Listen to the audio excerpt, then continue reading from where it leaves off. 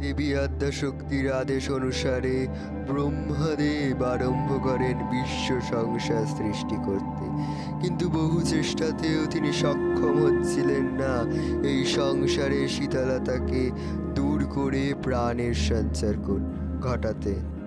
হে দেবী, প্রদান করুন এর সমাধান, দূর করুন এই বিশ্ব সংসারের শীতলতা।